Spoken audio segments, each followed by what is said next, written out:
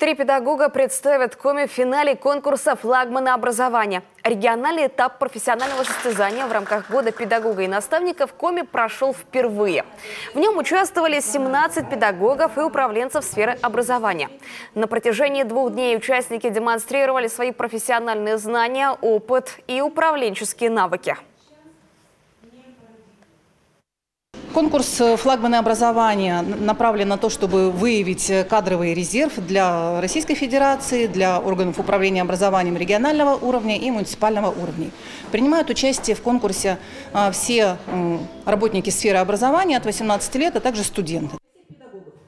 Победителями регионального этапа стали Татьяна Политова из Сыктывкарского центра развития образования и представители гимназии искусств при главе Коми Александр Аверин и Дмитрий Воробьев. Теперь им предстоит показать себя во всероссийском финале, который пройдет в Москве в конце ноября.